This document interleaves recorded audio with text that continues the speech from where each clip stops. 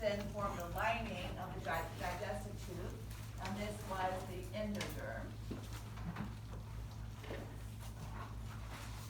And then finally, the cells in the middle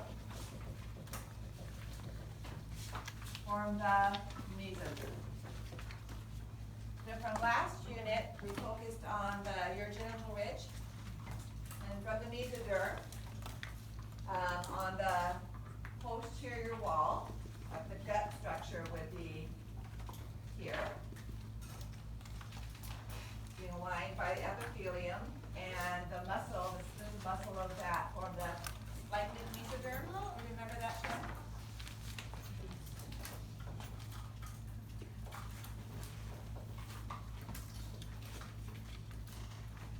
So talking about splanchnic, I don't know if you noticed, but I posted the lab exam scores. So I'll give those Scantrons back to you this evening, okay? Still working on the lecture exam. Hopefully to have that done by tomorrow afternoon, by Saturday night, I think at the latest, all right? Then what was the mesoderm that we found in this area that formed the kidneys and gonads? Intermediate mesoderm.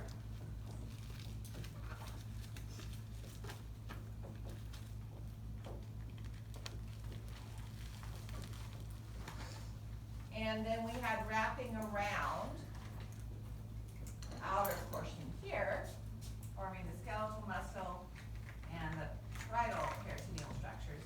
We had the somatic.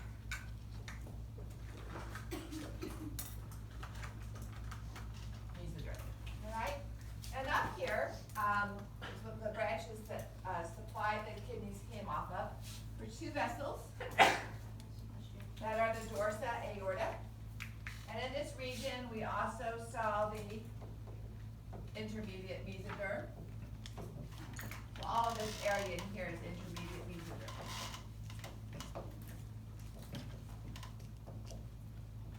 All right, and these two vessels are going to fuse together to form a single vessel from which the heart develops. So it actually develops into a different type of muscle because our vessels are smooth muscle around them. But after they fuse, we see the development of the characteristics of cardiac muscle, which is more similar to skeletal than it is to smooth. So it's interesting how the rest of the structures leaving or coming into the heart are smooth muscle, but the heart itself has more of the characteristics of skeletal muscle. And so this is where the heart is developing.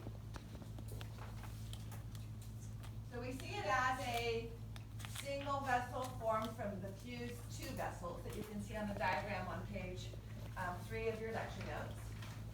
And in a fish, it just has one ventricle. All right, so all the blood from the gills, which are the gas exchange components of the fish, where it's getting its water from the surrounding lake or ocean or river, and it's coming back to the ventricle and then being pumped.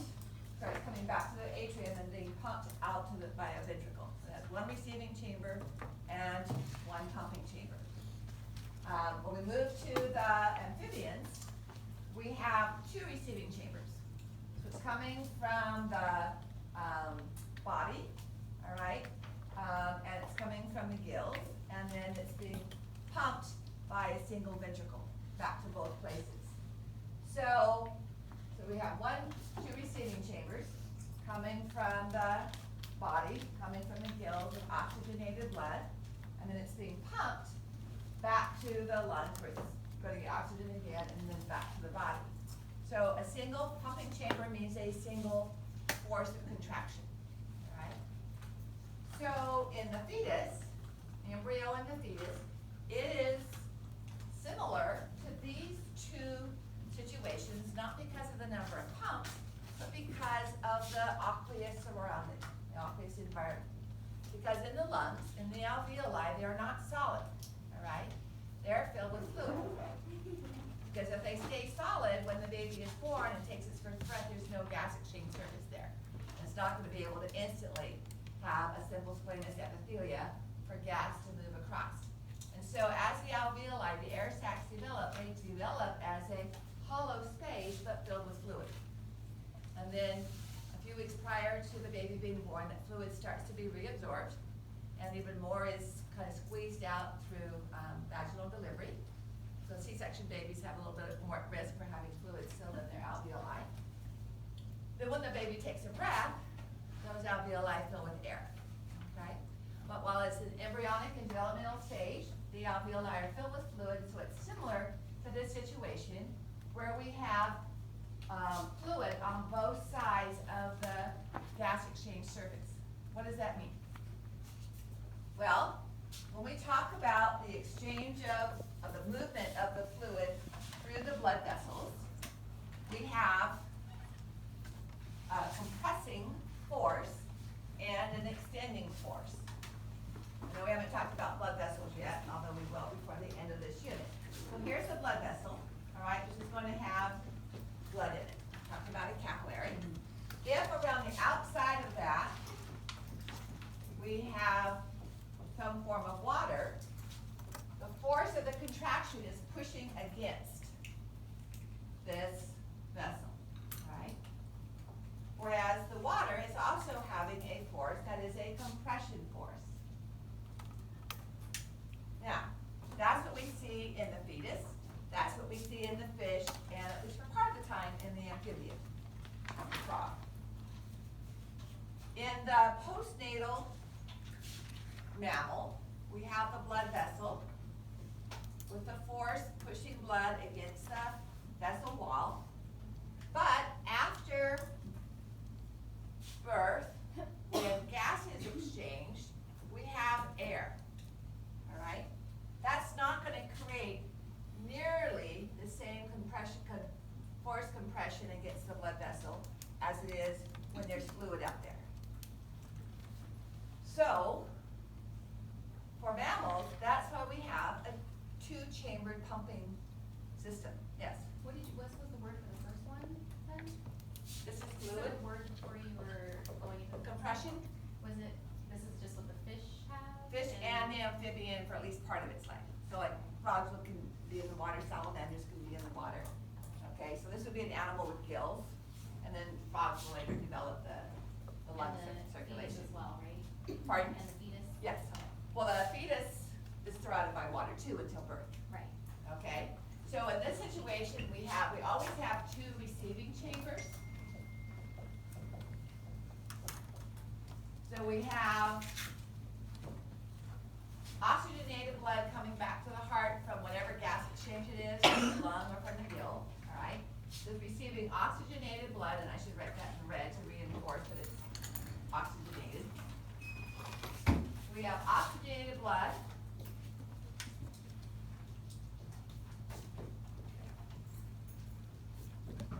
From the gills. And here we have two receiving chambers.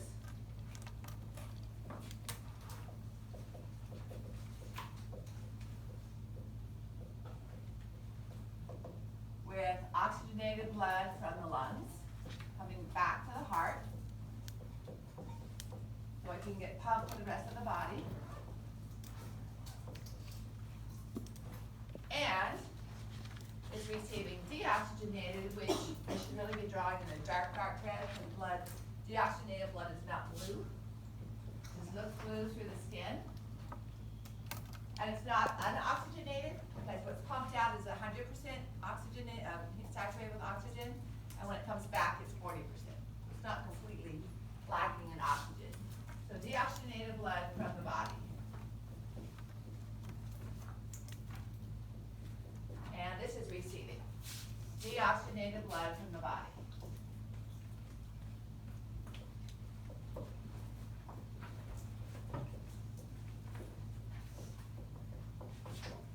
All right. So in the fish, it's just one receiving chamber, but in the amphibian, it's two. In either case, there's only one pumping chamber. All right.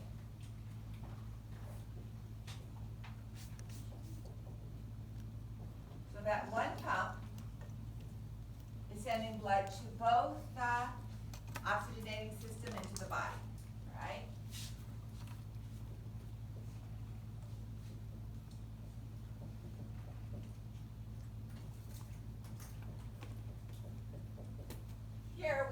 two pumping chambers.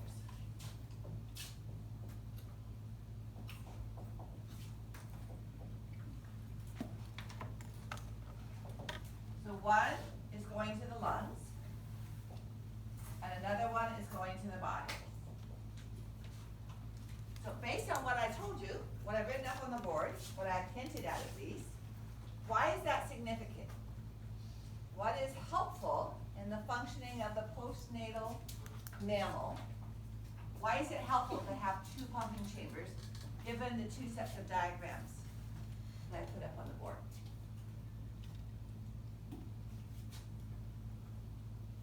What can we do with two pumping chambers that we can't do with one? Give blood, yeah, exactly, blood to two different places at the same time. Blood to two different places at the same time, although that's happening with this one too. Okay? We can oxygenate and deoxygenate and work again. Coming back to this diagram, the size of the arrows, blue of the arrows, what's the significance of the size of the arrows? Less control. Less pressure resisting the force here, all right? So, two different chambers means two different volumes, but that doesn't work. They have to be the same volume here, and we'll explain why in a moment. Two different chambers in this situation means two different pressure forces. So if we're pumping with the same force to the gills as well as to the body, that's okay because I have this fluid outside the gills that's trying to compress, resisting the fluid from the pumping chamber of the heart. However, let's say that I pump blood to the lungs with the same force as I pump blood to the rest of the body. But I have air here, which is less resistant to compression, to the pressure. What's going to happen to the fluid of the blood if it's at a higher force than the air in the alveoli? The fluid's going to move into the alveoli. All right, we call that pulmonary edema. So if the blood going to the lungs is in greater force, too high a force, than the air pushing back, that is going to push from the hydrostatic force of blood pressure, that's going to push blood into the, maybe I should do that with red, that's going to push blood into the alveoli, not the blood cells, but the blood fluid, and we're going to end up with pulmonary edema, okay?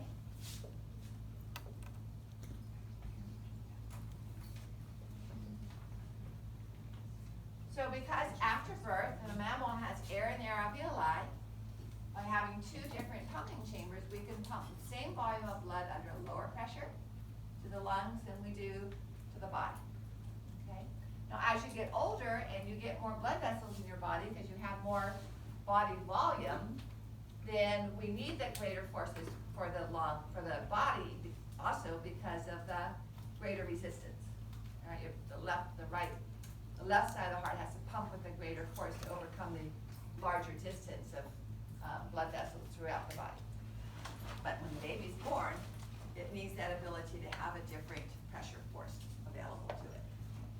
All right, so I spent a lot of time on this comparatively, probably, because this was a research project I had when I was in high school. I dissected out all the, not to do experiments, but on my senior anatomy physiology class was really a college level AMP class, my senior year of biology. And I was to go to university and do research, and I cut out fish hearts and cat hearts, preserved, and frog hearts, and embedded it in acrylic plastic that we could make paperweights with and stuff.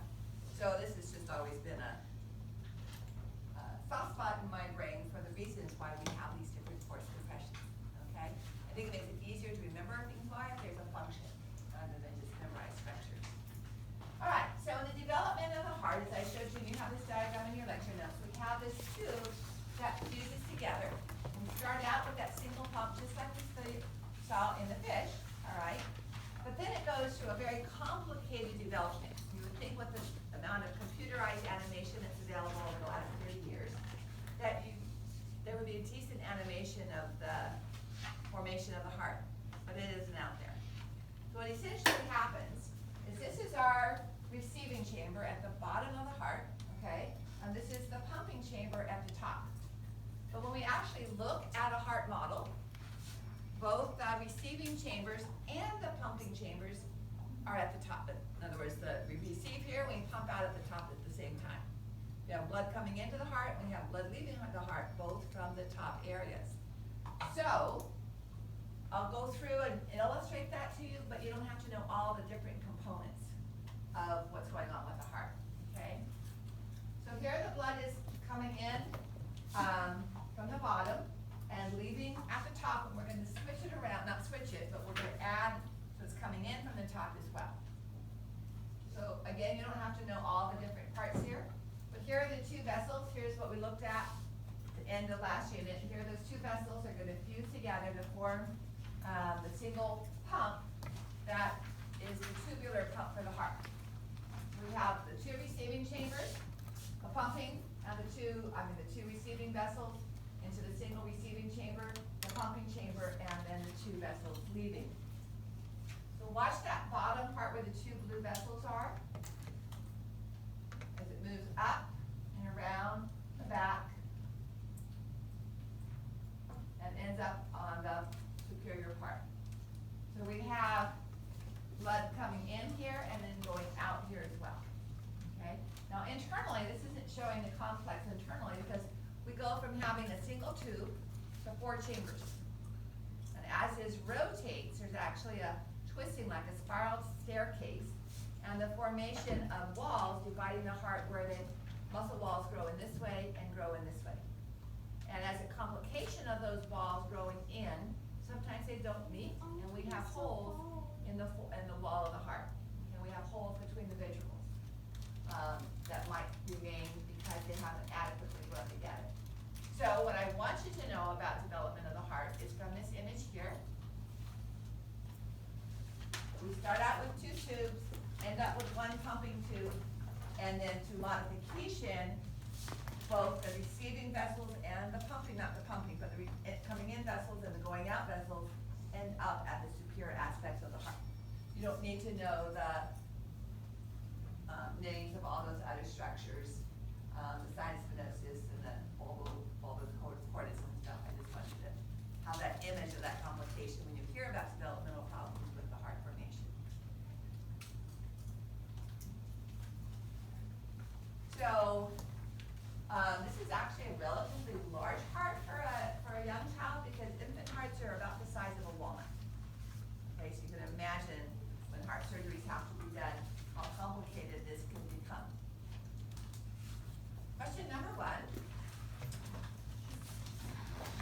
So the embryonic heart develops from which of the following? And I erased the answers, but they were on the board. I did that first review. Last minute embryology.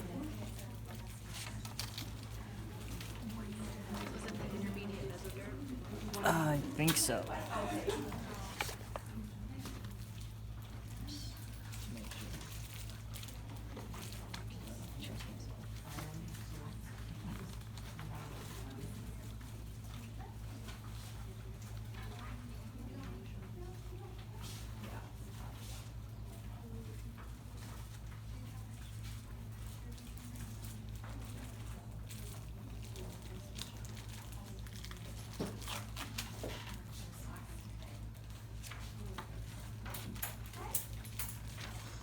So let's kind of describe the anatomy around where the heart is located, all right? So it's in a ventral cavity.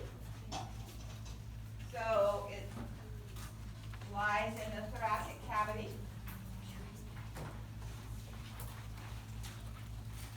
And if we have the lungs here,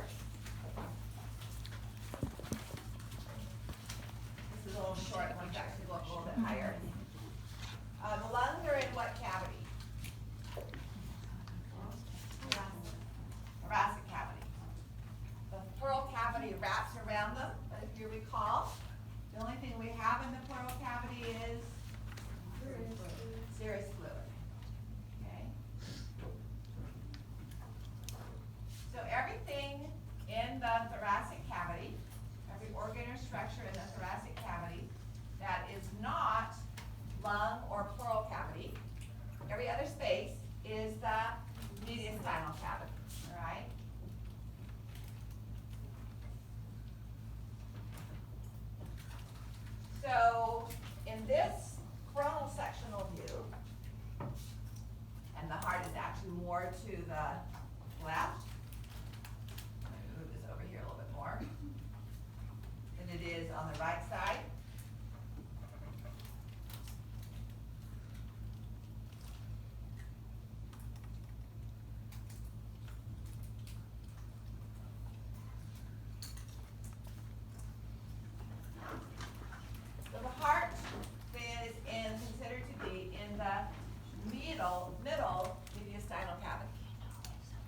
look at a transverse section here, that middle mediastinal cavity is found between the two lungs.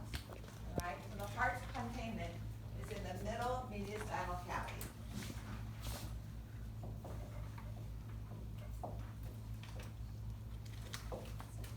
Mediastinum is another name for mediastinal cavity, a little shorter to write.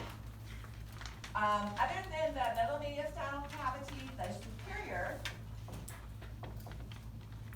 aspect of the mediastinal cavity contains probably the greatest number of structures. So above the heart, superior to the heart, you can see some of them here, but you can see maybe a more understandable formation here. So we would have the trachea.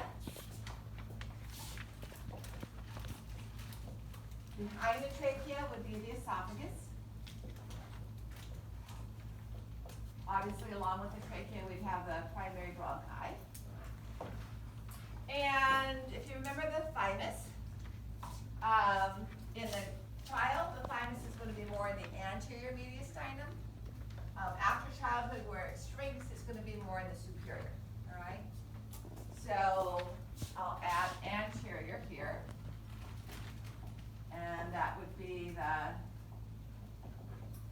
child thymus, whereas in the adult, it would be superior.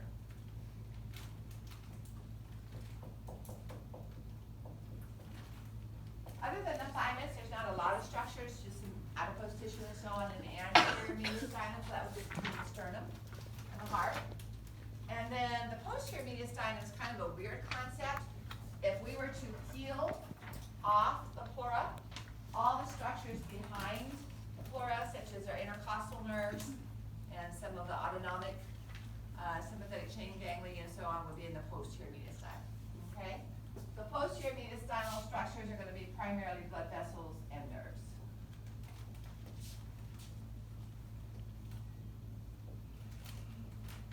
And we'll understand those blood vessels better after we talk about supply to the heart and drainage from the heart. So I'm going to erase that in a moment and diagram the heart as we go over the surfaces and the border of the heart. Kind of looking at this diagram here. I set not the diagram on the board yet, on just the diagram. But the heart is kind of like a Valentine carpet, not quite, turned on its side a bit, okay? So this area right here is made up of the right atrium, and that is the right border of the heart. Okay? You can see that's the relationship that the heart on the stands are that you have at your table. The superior vena cava, inferior vena cava, and this outer portion of the right atrium make up the right border of the heart. And the inferior border of the heart is the right ventricle. Okay. 2/3 of the right ventricle is on the anterior surface. 1/3 of the right ventricle is on the posterior surface. What did you say was considered right? So the right ventricle is the inferior border. So this space right here is the right ventricle, and this wall, outer wall of the right ventricle is the inferior border. All right, not the base, because the base is up here, but the inferior border. And 2/3 of the right ventricle forms the anterior surface. So if I use yours. So here would be the right border, the right atrium. Here would be the inferior border with the right ventricle. And then the anterior surface, where this set of vessels are, is separating right ventricle from left. All right, so 2/3 of the right ventricle is on the anterior surface, and 1/3 of the left ventricle is on the anterior surface. Then the left border is made of the left ventricle. Right? And then when you turn it around, the posterior surface is made up of the left atrium. Just about all the left atrium. The only thing the left atrium we see on the front is this little flap here called an auricle. So the posterior surface is made of the left atrium and 2/3 of the left ventricle. That's the anatomical presentation. The apex of the heart here, okay, is primarily left ventricle. It's the point top. Apical surface of a cell was the top membrane, but the apex of the pointed part here is actually facing to the left side of the chest, and the base is the broad portion of the heart where the great vessels, the aorta, and the pulmonary trunk, and the superior vena cava are associated. Okay? So this would be the base up here, and that would be the apex there. Did you say the apex one more time? Left ventricle, a point. Okay. Okay? All right, so let's take a look now at the wall structures of the heart, the peritoneal structures. So this diagram is up here near the top where the visceral membrane, the serous membrane, is reflected back on itself. So I'm going to erase the board and then diagram that to some extent. Let me show you what we're going to be looking at before the diagram gets totally confusing. So we talked about this in 4:30 in my class at least, where we had, one sec while I go to the visual aid, to make it in with me.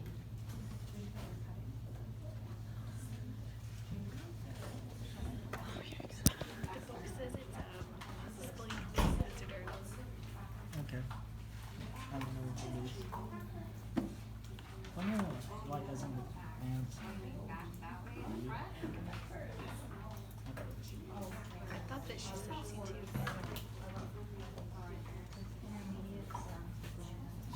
So the pericardial sac would be similar to this plastic bag, all right? The inside of the plastic bag is lined by what type of epithelia? Anybody remember from Bio 430? Simple squamous, secreting the watery fluid that we call serous fluid, so it makes a serous membrane. I do not open this up and put the heart inside it, okay? Because this pericardial cavity, the only thing inside of this is serous fluid. So it is a closed space lined with simple squamous epithelia. And when we talk about the pleural cavity, it's going to have loose irregular connective tissue on the outside. Same with the pericardial, but we're going to add an extra layer. So, portion of this, we're going to illustrate here by putting this child's heart in here. And it comes up to the base of the heart where those great vessels are, all right?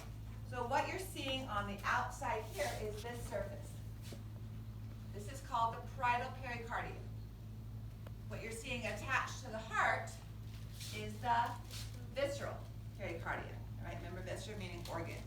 So if I open up this bag in the fashion that you see open here, the outside of the bag is the parietal pericardium, all right? My hand is in the pericardial cavity, and then covering the heart is the visceral pericardium. Okay, so you notice the heart is not inside the plastic bag. The plastic bag is wrapped around it. So the only thing in that pericardial cavity is, again, the serous fluid. Okay? So we have, like the pelvic system, we have two plasticized hearts. And what you're looking at here, this portion right here, is the visceral pericardium. The parietal pericardium has been cut and pushed up here, all right? So this would be the parietal pericardium up here. See a little bit of it here as well. It's been cut so that you can see the visceral pericardia. But this would be the parietal pericardium, and the simple squamous epithelium would be the lining the inside of that. Now, I'm not going to pull it out because this is plastic and it will break, but I wanted to get you to get that idea that it's been cut along here. The difference between the pericardium, and I'm going to pass this around so you can take a look at it. By the way, while you're doing that, so that you understand some of the structures we're going to talk about, there is an opening that's always present when the baby is born between the two receiving chambers, the two atria, called the foramen ovale, that closes within 3 or so days after birth. All right? And so if you hold this up to the light, in this area right here, you'll see a round or oval thinner spot. And that's the closed space that we call the fossa ovalis. So kind of look it up there and you can kind of see how that doesn't have as much muscle tissue in it. And then when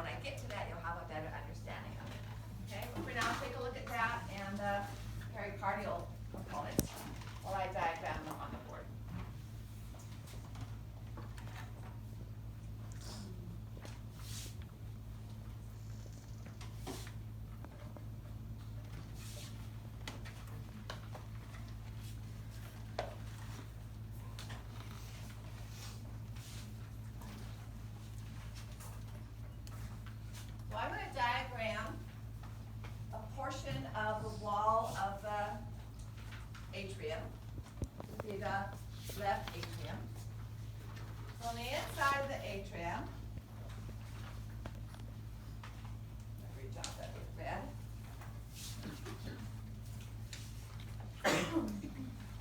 So the wall of the heart, even in the atria, is formed of cardiac muscle. So this is known as the myocardium. We'll talk about the two different types of cardiac muscle cells on Tuesday rather, okay? As a heads up, that's when we start our physiology. So it would be a good, opportunity over the weekend to review action potentials for neurons and muscles and how skeletal muscles contract, okay? So that's what we're gonna review on Tuesday and, Thursday. We'll review what we knew from 4:30 and then how's it modified for the heart. So that's the myocardium forming the wall of the atria. And then we're gonna have the lining of the heart is a simple squamous epithelium.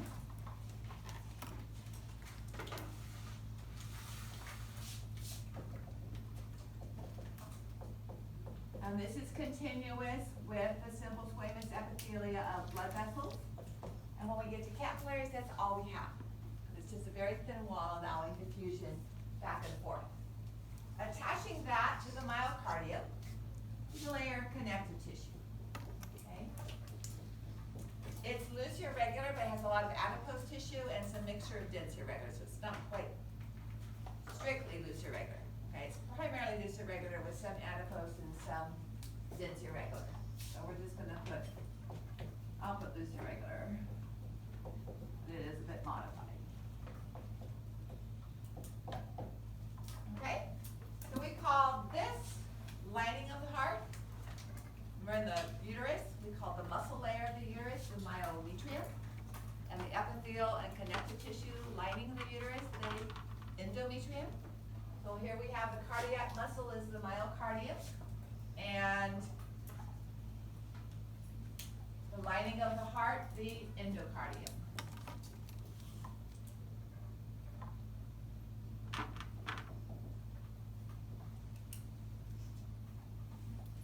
Now, we are going to have the pericardium, but remember the uterus was not in a serous cavity. We only had the peritoneum on kind of the upper portion, but it didn't enclose it. So here we're going to have the bag that I drew on the board for you. So we're going to have the surface of the heart covered with a simple squamous epithelium that then reflects back on itself to create our pericardial cavity. Right? That's going to be attached to the surface of the heart also by primarily loose irregular connective tissue, although it's pretty thick. And so this layer is going to be called the visceral serous pericardium. Visceral pericardium, it should become familiar to you with the visceral pleura and the parietal pleura, the visceral peritoneum and parietal peritoneum. Alright? So this is the visceral peritoneum.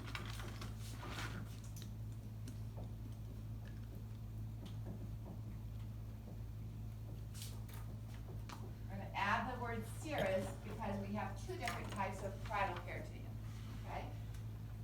To make things even more complicated though, we have another name for this, which is the epicardium.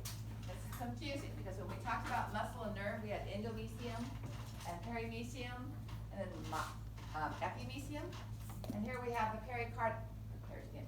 Here we have the pericardium, epipericardium, and pericardium being the same thing. So I understand that doesn't make sense, but another name for the layer of the serous membrane that is actually attached to the heart is epicardium. We don't use that to refer to the outer portion. All right, so back to this component. This would be the parietal pericardium out here.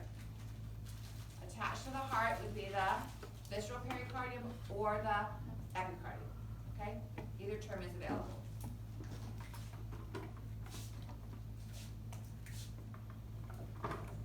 Notice the simple squamous epithelia is lining the pericardial cavity, because that simple squamous epithelium is secreting the serous fluid that we have.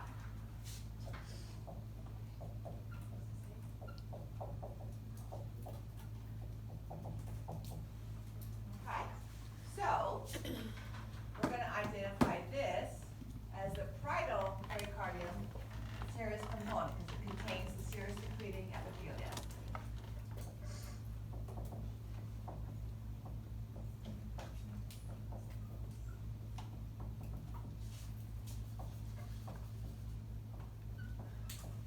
Now, what I've done so far is exactly what we see with the lungs, with the visceral and parietal pleura, and what we'll see with abdominal organs, with the visceral and parietal peritoneum, okay? For the lungs, that parietal pleura instead of pericardium would be attached to the chest wall and to the diaphragm. But we have the heart kind of in between. So here's that parietal pericardium, part of it's anchored to the diaphragm, part of it may be attached to the pleura for the lungs. But the heart is filling with blood. And if you're working really hard, you can have a lot of blood returning to the heart, exercising, running. And what we don't want to happen is to have the heart chambers have too much blood return to them before they contract. Because what happens is as the heart chambers fill with blood, the actin and myosin are stretching. And if they stretch apart or stretch even close to coming apart, we lose our pumping efficiency. There's not enough myosin to grab onto the actin to close and contract those muscle cells. So we want to limit the amount to which the heart chambers can fill with blood. To do so, an additional layer of connective tissue is added to the outside. This is a dense irregular, like we have in capsules.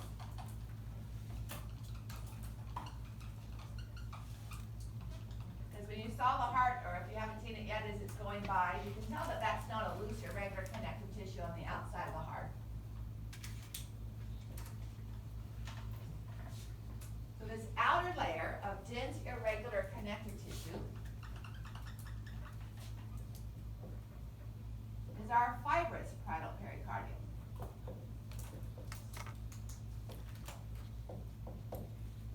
Otherwise, that covering that you saw for the heart would be very flimsy, very thin, thinner than a piece of silk. So this is known as the parietal pericardium, but fibrous.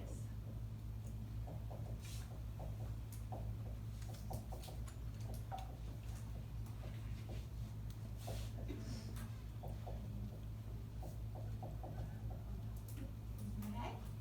So if we go, yes, Oh, sorry, that's what controls, or prevents the overfilling of the heart? so back to this example, all right?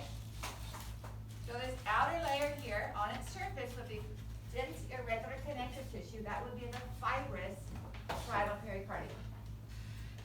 I can't see the loose irregular, but I can touch the simple squamous of the parietal serous pericardium here. So this would be parietal serous, this would be parietal fibrous. And then on the heart itself would be the visceral serous, okay? So if we go back to the diagram, I think this is, I don't know if it's a beef heart, I don't know how big beef hearts are, but you can see the chainmail. It's not a surgeon's typical glove when they're doing surgery on a human, okay? So they're trying to keep their fingers from being cut off, nor is this the typical shape. But out here would be the fibrous parietal pericardium, dense irregular connective tissue.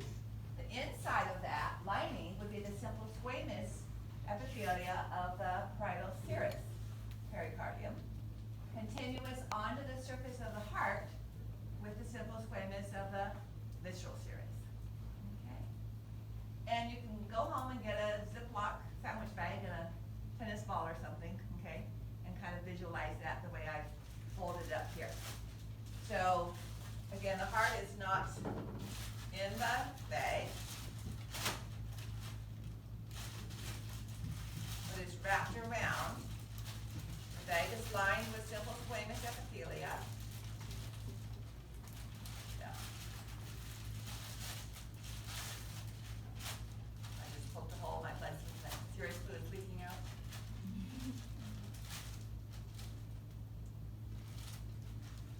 So.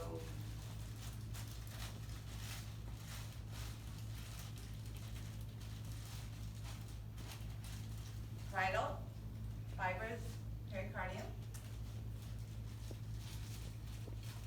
Parietal serous pericardium on the inside of that layer. And then visceral serous pericardium attached to the heart itself.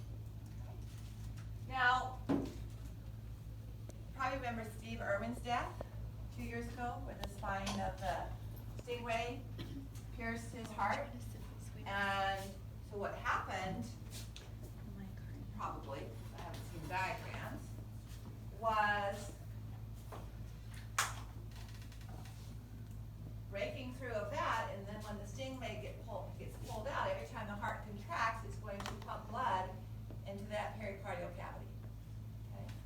A similar situation occurred prior to my being hired I worked at Center Davis when I was in graduate school, and about 2 or 3 years before I started working there. A woman came in who was 6 months pregnant and with pneumonia. And for some reason she was, I don't know if it was parental, maybe she was too nauseated to keep food down, but parental nutrition uses a large diameter needle to go into the subclavian vein, and they add pre-digested food. So I don't know if that's what she was getting. From my poor memory, it was an IV, but she kept getting worse and getting worse, and they couldn't figure out what the problem was. Her heart rate was going up. We finally did a chest x-ray, and from the chest x-ray, they saw that the IV needle, instead of staying in the subclavian vein, which is the pair of large vessels that cross under the clavicle, the needle had pierced into her pericardial cavity. And the IV fluid was flowing into the pericardial cavity instead of into her veins. So as that swells up, you can see how that can limit the ability of the chambers to fill with blood. That condition is known as cardiac tamponade. You have that term in your lecture notes. About halfway down page 8, page 9. Okay, cardiac tamponade, so it can be blood, it can be fluid. What would you expect would happen to the heart rate with cardiac tamponade? Is it gonna go up or go down? Go up, because, as we'll see next week when we talk about the cardiac cycle, with a decreased stroke volume, that's how much blood a ventricle pumps with each beat. So with decreased stroke volume, to try to maintain the same amount of blood outflow or pressure, you're going to have an increased heart rate to compensate for that. That's why someone who is in an accident, lost a lot of blood, has a rapid but thready, very weak, rapid heart rate, because they're trying to pump a lot of little, small amounts of blood many times to try to keep a normal output. Question? You said it was still in the pericardial cavity? Yes. A similar situation occurred to a friend of mine. When I first started teaching, he was teaching chemistry, and we were both young.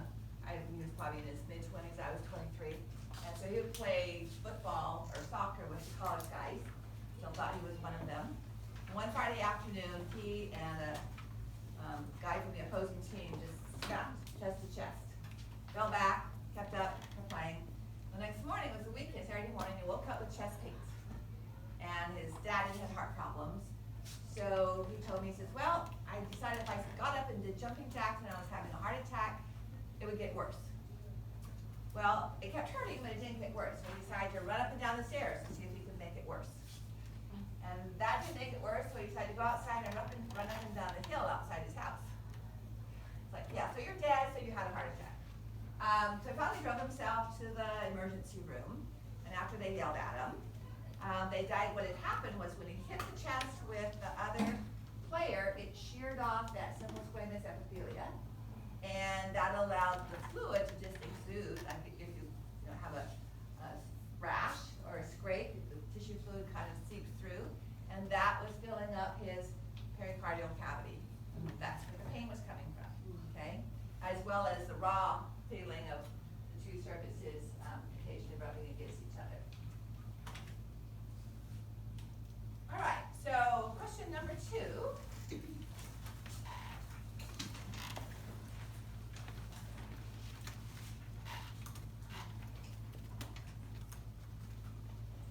All that apply means that there is more than one right answer, but there definitely is a wrong answer or two, at least one.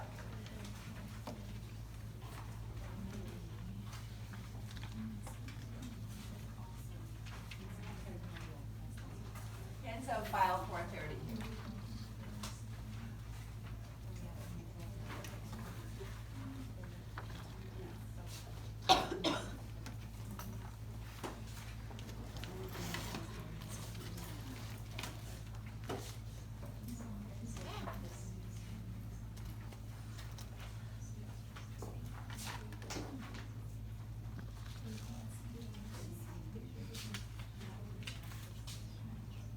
How many people got one wrong answer, or one answer that you didn't fill in?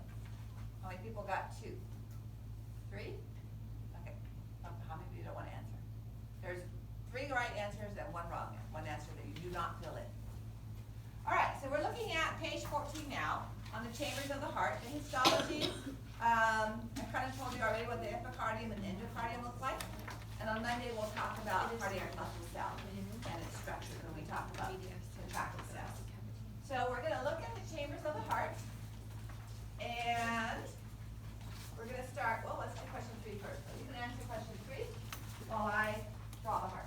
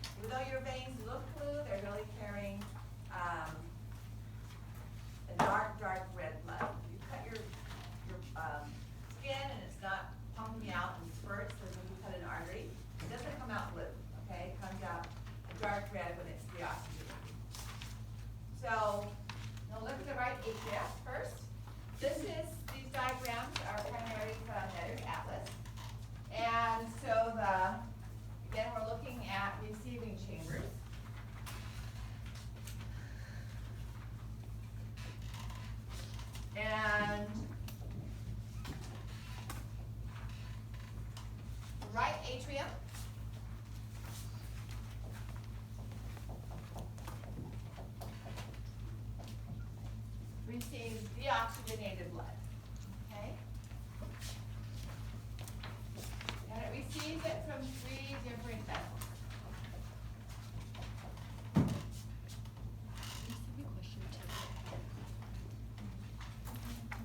So coming from the head and neck, which includes the brain, face, and so on, it comes in a vessel identified as the superior vena cava.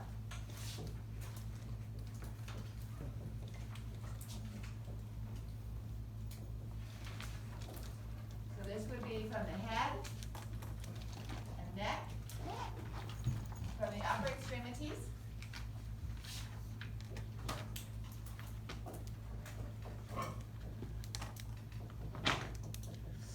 and from the chest. Right, so from the lungs, from between the ribs, the chest wall. Then, coming from the lower extremities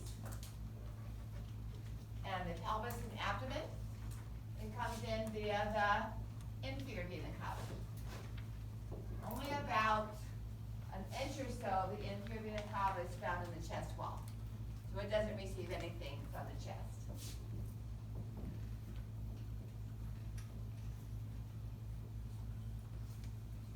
The lower extremities.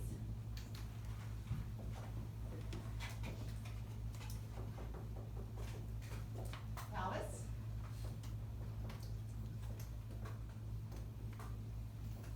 And abdomen. So here's the inferior vena cava. Now, I've always said chest structures come in via the superior vena cava. There's one organ that does not send its venous blood to the superior vena cava, and that is the heart itself. So in our last discussion, right before we do the sheep heart dissection, we're going to talk about the artery supply to and the venous drainage of the heart. All the veins, except for a couple here on the anterior surface, come together and drain into this large dilated structure on the back of the heart called the coronary sinus. The coronary sinus then empties into the heart right near the inferior vena cava, okay? Unfortunately, because of egg rules and carelessness, I don't know why, but the sheep hearts that we get come from a slaughterhouse in about 15 years ago. FDA requirements require that they be checked for parasites. I don't know who eats sheep hearts, but anyway, that necessitated taking off the pericardium, so we no longer see the parietal pericardium. And at first, lopping off this portion of the upper portion of the vessels, we would still get maybe an inch of the superior vena cava. It's getting lower and lower. I had one heart last night that had maybe that much of the atria. So we should be able to see the opening for the coronary sinus, okay? But it's gonna vary. We definitely won't see any of the superior vena cava or inferior vena cava. So here's the opening for the coronary sinus. And that's blood returning to the right atrium. It's been used by the heart and it's low in oxygen. So this structure right here is the coronary sinus. All right, so that's the third vessel, that major vessel that carries blood back to the heart. There are 1 or 2 individual cardiac veins, and cardiac veins we'll talk about at the very end. But as far as 3 major vessels, we have superior vena cava, inferior vena cava, and the coronary sinus. And that's going to be returning deoxygenated blood from the heart.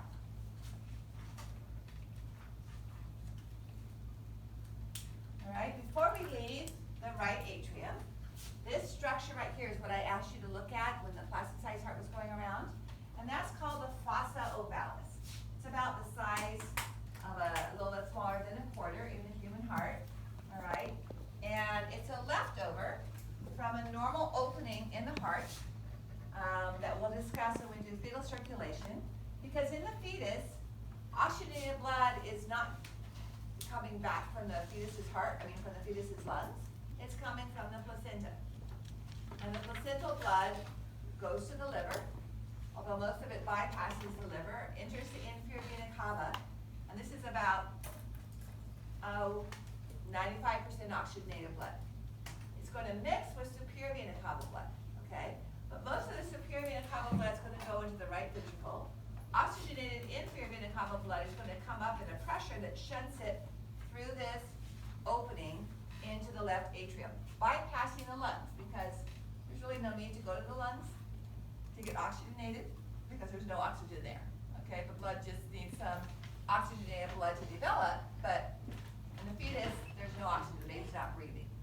So it bypasses that by going through this opening. And the opening develops in the fetal heart. Now we talked about the walls coming down, growing down and growing up. So in the atria, one wall is going down like this, and one wall is growing up like that. And so as that fetal blood, oxygenated blood from the placenta is coming in from the inferior vena cava, it actually comes in like that. Okay, because of the fluid surrounding within the alveoli, pressure is higher in the lungs, so it's easier to go into the left atrium than it is to go in the right ventricle and get pumped to the lungs. After birth, what happens to the pressure in the lungs? It drops precipitously, and now it's a lot easier to get pumped to the lungs. So very little goes through the foramen ovale, and over about a period of 2 to 3 days, connective tissue fuses those two wall flaps together. And that's what creates the fossa ovalis, right? So once it's fused, it's identified as the fossa ovalis. When it's open, it's known as the foramen ovalis. Now the fossa ovalis also exists on the right side, on the left side, but it's not as prominent. Okay, there's a larger tissue size, and unfortunately it's impossible, or at least very difficult to find in the sheep heart, especially when most of the atria is taken off. You can't see it, sometimes you can feel a bit of a circular ridge. All right, now, before we leave, we have this little bit of a flap, which is known as the auricle, like the auricle of your ear. If you look at the right atrium, a little bit of a cauliflower-like structure. This whole region here is the right atrium, but this whole cauliflower-like structure has ridges of cardiac muscle. The rest of the atria is smooth walled. So these ridges of cardiac muscle are known as pectinate muscle. Okay, left over from embryonic development, and that's what you're seeing here. So I'm not diagramming it in my chamber, but I want to add it as a component of the right atrium. And we see it on both sides, so I'm going to write this in black. So we have the fossa ovalis in the right atrium, and we have pectinate muscle as part of the auricle. Okay?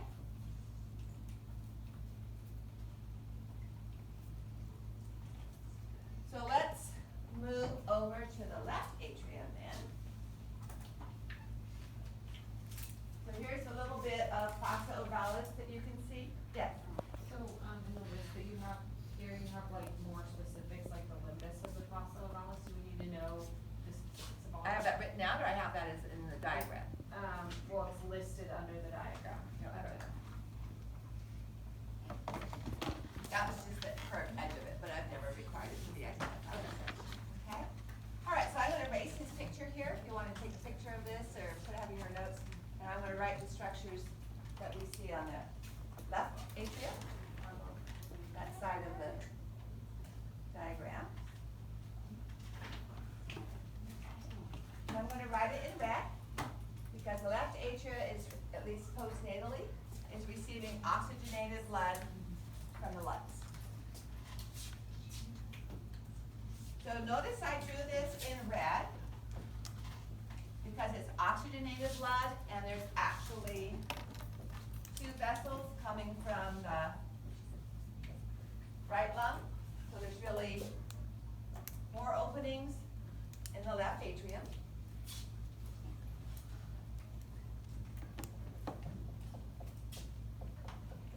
Which is also a receiving chamber. And so oxygenated blood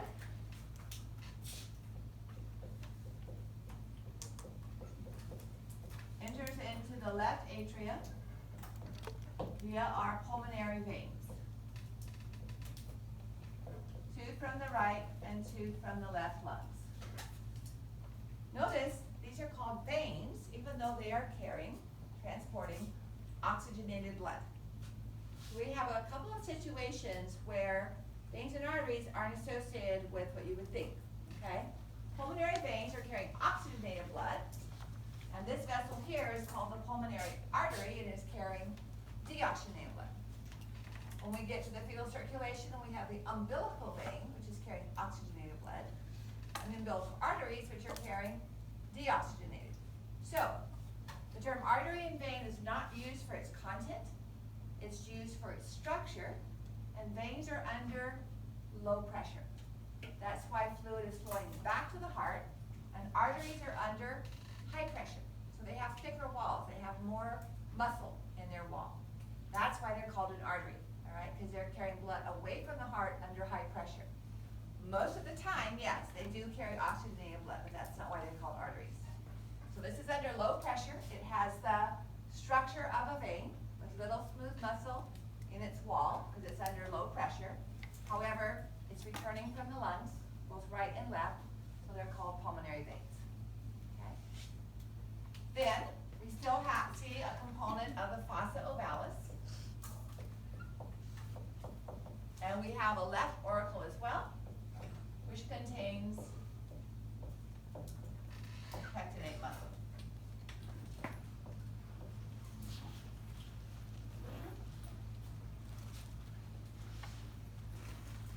So before we go to break, let's describe the valves that separate the atria from the auricles, and then we'll have a break and come back and talk about the ventricles. Okay.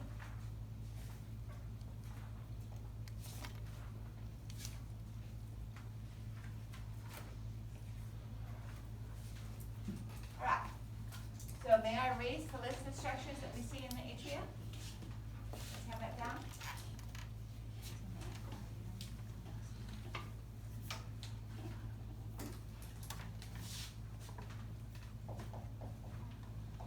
So between the atria and the ventricles on the right and left side, we have atrioventricular valves.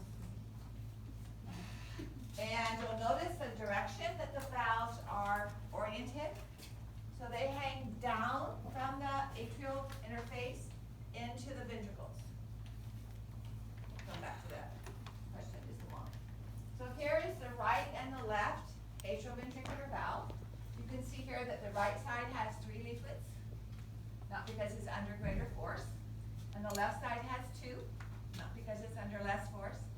But we have 3 lobes of the right lung and 2 lobes on the left, and that's thought because of the less space for development on the left side because the heart is shifted more to the left.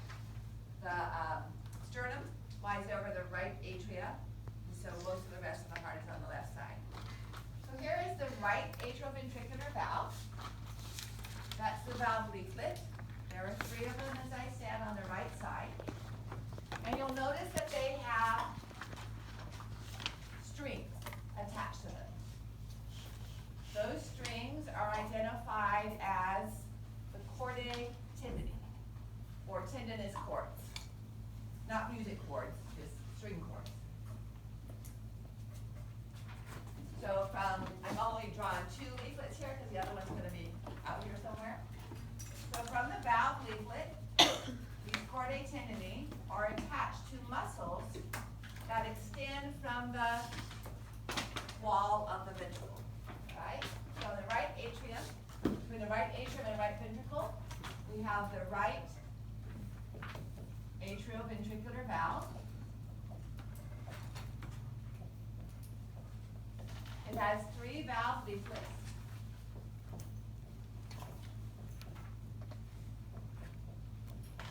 So its more common name is tricuspid. Okay?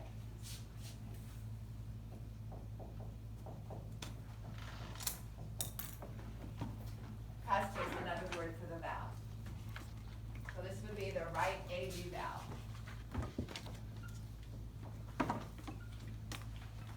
The chordae tendineae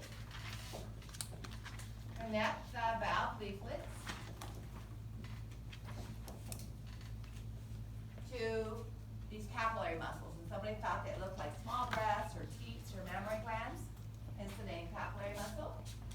So if we have 3 sets of valves, we have 3 papillary muscles.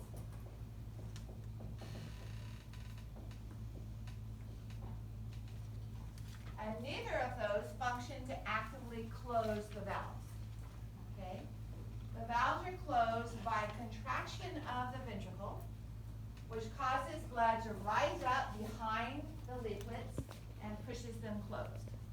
Because at the time these valves close, the blood is not able to move into the aorta or the pulmonary trunk, so pressure rises and pushes those valve leaflets closed.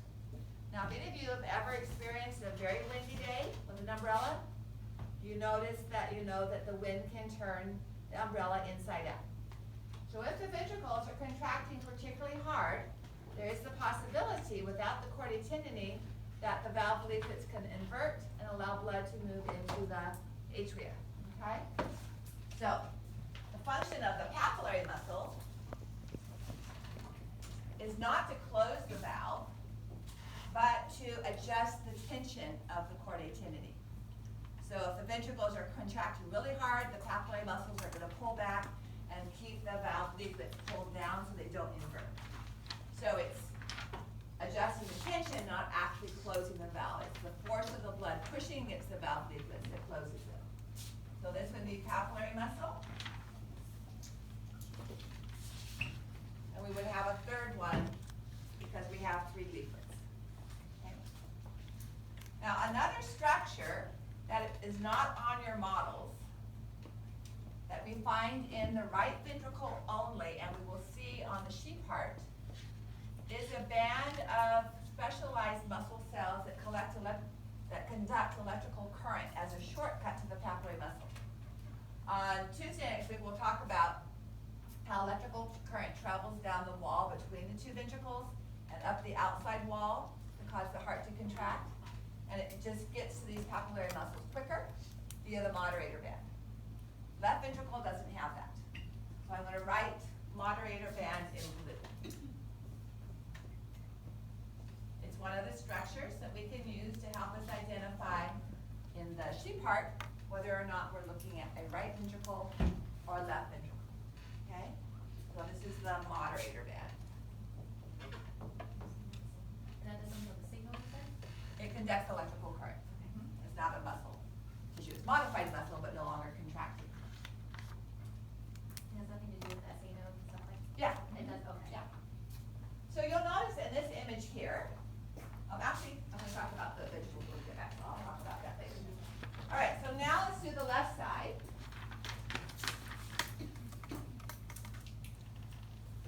Forgot I wasn't going to get into the ventricles, so we'll just do the valves on the side.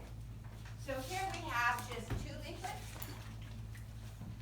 and therefore just 2 papillary muscles.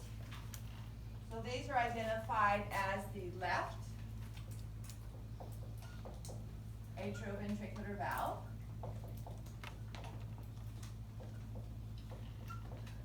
or the bicuspid, or if you turn them upside down, it looks like a Catholic bishop's mitre hat, so it's also known as a mitral valve, and that's probably like a mitral stenosis as a pathology term, probably more likely to have heard of it that in that fashion. So here's the left atrioventricular valve with the left papillary muscle and no moderator band. Okay. All right, so let's stop there, and I'll leave that diagram up on the board. Why don't you come back at 5 after, and we'll finish the ventricular system. And the way time's going, I think we'll just go ahead and do the blood vessel